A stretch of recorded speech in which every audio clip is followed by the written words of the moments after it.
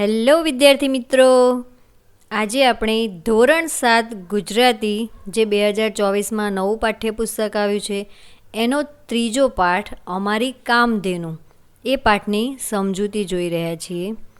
તો સૌપ્રથમ આપણે લેખકનો પરિચય મેળવી લઈશું. ચંદ્રકાંત પંડ્યા લેખકનું નામ છે. ચંદ્રકાંત જેઠાલાલ પંડ્યા ચરોતરના વતની હતા. તેઓ નવસારીની હાઈસ્કૂલમાં શિક્ષક હતા. આ ઉપરાંત પત્રકારત્વ સાથે પણ સંકળાયેલા હતા. આઝાદીની ચળવળમાં એમણે સક્રિયપણે ભાગ લીધો હતો. જ્વાળા અને જ્યોત, બાનો ભીખુ, સુદામે દીઠી દ્વારામતી અને ઘડીક સંગ શ્યામ રંગનો એમના જાણીતા પુસ્તકો છે. લેખકના જાણીતા પુસ્તક બાનો ભીખુમાંથી આ પાઠ લેવામાં આવ્યો છે. અબોલ પ્રાણી સાથેના મનુષ્યના સહજીવનનું આસ્વાદ્ય નિરૂપણ આ પાઠમાં છે. બોડી ગાય લેખકના ઘરના સભ્ય જેવી જ બની ગઈ હતી. વળી ગામના લોકો પણ તેને બહુ જ આદર આપતા હતા. એનું સુંદર બયાન અહીં મળે છે. લેખકની ભાષા સાદી, સરળ અને અસરકારક છે. અમારે ત્યાં એક ગાય હતી, સફેદ રંગની કાઠિયાવાડી એક ગાય. ટંકે 8 શેર દૂધ આપતી. એને શિંગડા નહોતા એટલે ઘરમાં સૌએ એનું નામ બોડી પાડેલું. બોડી ગાય ઘણી ઊંચી ઓલાદની, કદમાં નાની અને દેખાવે સુંદર. અમારા કુટુંબની એ કામધેનુ હતી. તો કામધેનુ એટલે કે ઈચ્છા પૂરી કરનાર અથવા તો ઈચ્છા અનુસાર દૂધ આપનારી ગાય, એને કામધેનુ કહે છે. ગમે ત્યારે દૂધની જરૂર પડે, વેળા કવેળાએ થોડું ઘાસ કે ચંદી ખવડાવો એટલે દોવા દે. બીજી ગાયને દોતી વખતે પગ બાંધવા પડે, નહીં તો લાત મારે. બોડી ગાય તો એટલી ગરીબડા સ્વભાવની કે નાનું છોકરું આંચળમાં હાથ નાખી ખેંચે ને દૂધની શેર કાઢે તોય કશું ન કરે. ઘરના સૌને એ ઓળખે, પારકાને એ બહુ છૂટ ન લેવા દે. પગ ઊંચો કરી દૂર ખસી જાય. ઘણીવાર ગમ્મત ખાતર મેં પણ એના આંચળ ખેંચીને વાટકી ભરીને મારા જેટલું દૂધ કાઢ્યું હશે. બાપુ અને ઘરના સૌ એને બહુ લાડ કરે. તેનો દરરોજ ખરેરો કરે. તો ખરેરો એટલે કે પશુના શરીર પર પસવારવાના સાધન વડે તેને માલિશ કરવી. તો જે માલિશ કરવામાં આવે છે એને ખરેરો કહે છે. ડોકમાં હાથ ફેરવો તો ડોક ઊંચી કરી હાથ ફેરવવા દે. એને ખાસ લીલું ઘાસને સારી રીતે ભરેલો બાફણાનો ટોપલો મળે. બાફણો એટલે કે બાફેલું અનાજ જો એને મળે તો એનું દૂધ પણ મીઠું અને ગાઢું. મા મને દરરોજ સવારમાં એનું દૂધ જ આપે. ક્યારેક તો બા દોતી હોય ત્યારે વાટકો લઈને હું ત્યાં ઊભો રહું અને બા તાજું ફીણવાળું શેડ કટ્ટું દૂધ ભરી દે તે હું ગટગટાવી જાઉં. તો અહીંયા શેડ કટ્ટું એટલે કે તરત જ દોયેલું જે દૂધ હોય ફીણવાળું એ દૂધને શેડ કઢું દૂધ કહેવાય છે. ગામના લોકો પણ ગાય માતાને બહુ માન આપે. ગોવાળામાં જાય ત્યારે શ્રદ્ધાળુ લોકો તેને માથે હાથ મૂકી આશકા લે. વાર તહેવારે સ્ત્રીઓને કુમારિકાઓ એનું પૂજન કરે. સંક્રાંતિને દિવસે લોકો એને ઘૂઘરી ખવડાવે. આમ બોડી ગાય ગામ આખાની લાડકી. બોડી ગાય અમારા ઘરની સ્વજન હોય એમ અમે એને ચાહીએ. એને ચોખ્ખાઈ બહુ ગમે. પીઠ, પગ, જીભથી ચાટીને ચોખ્ખા રાખે. ગમે ત્યાં ગંદામાં બેસે નહીં. ગંદુ કદીએ ખાય નહીં. એના વાછરડા પણ સુંદર. વાછરડાને એ ચાટી ચાટીને ચોખ્ખા રાખે.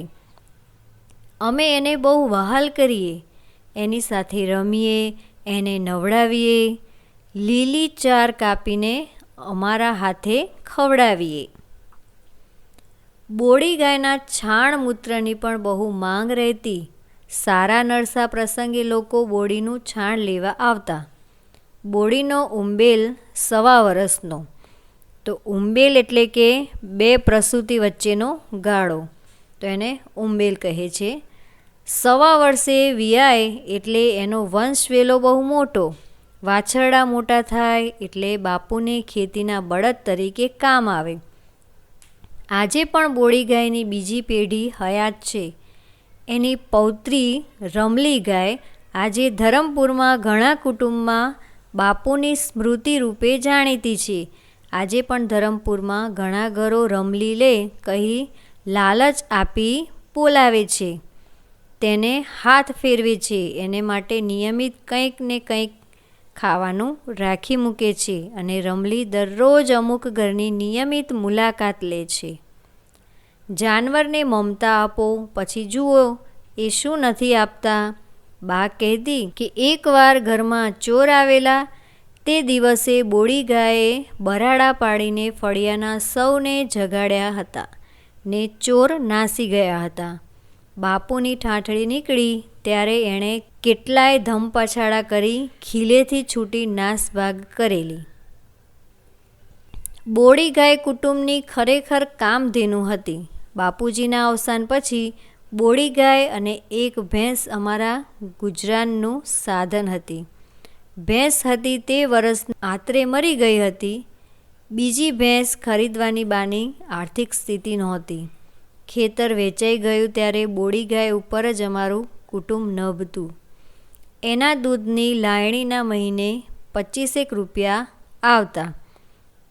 તો અહીંયા દૂધની લાયણી એટલે કે દૂધ વેચીને 25 રૂપિયા આવતા. સોગારતનો જમાનો, બોડીનું બહુ ખર્ચ નહીં. નાનો ભાઈ અને નાની બહેન એટલા જ ઘરમાં, એટલે અમારું પેટીયું નીકળતું. બા કોઈને ત્યાં રાંધી મજૂરી કરી ખોટ પૂરે, અમને ભણાવે, છતાં મુખ્ય સાધન તો બોડી. એમ જ અમારું કામધેનુ. એકવાર બોડીને જાનવર કરડ્યું. બાએ કેટલાય ઉપાયો કરાવ્યા, બધા નિષ્ફળ ગયા. આખું શરીર ફૂલી ગયું ને આખરે તે મરી ગઈ. બા સગી દીકરી મરી ગઈ હોય તેમ રડી. તે દિવસે ખાધું પણ નહીં. બોડી ગાય અમારા કુટુંબનું કોઈ પૂર્વજન્મનું ઋણ અદા કરવા આવી હોય તેમ કસોટીના સમયમાં એ જ અમારો સહારો બની હતી.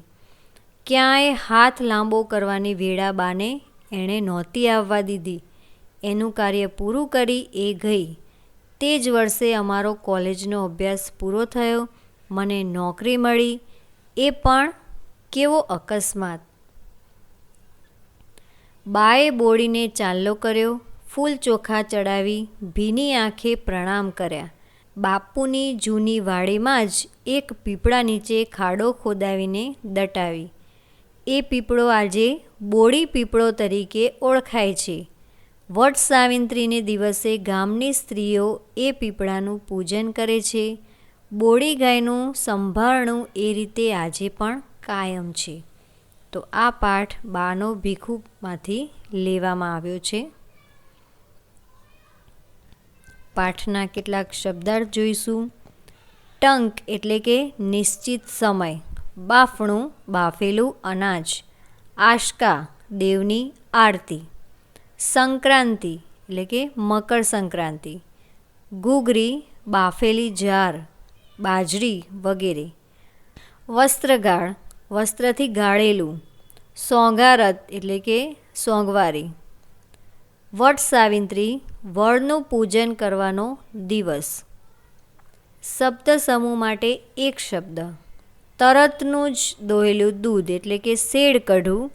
ઈચ્છા અનુસાર દૂધ આપનારી ગાય એટલે એને કામધેનુ કહે છે. બે પ્રસૂતિ વચ્ચેનો ગાળો જેને ઉંબેલ કહે છે. અને પશુના શરીર પર પસવારવાના સાધન વડે તેને માલિશ કરવી એને ખરેરો કરવો કહેવામાં આવે છે. તો અહીં આપણે આ પાઠની સમજૂતી પૂર્ણ કરી. સ્વાધ્યાયના પ્રશ્નોનું સોલ્યુશન આપણે બીજા ભાગમાં જોઈશું. તો આ વિડીયો તમને કેવો લાગ્યો એમને જરૂરથી જણાવજો અને અમારી ચેનલને સબસ્ક્રાઈબ ના કરી હોય તો સબસ્ક્રાઈબ કરી દેજો. ધન્યવાદ.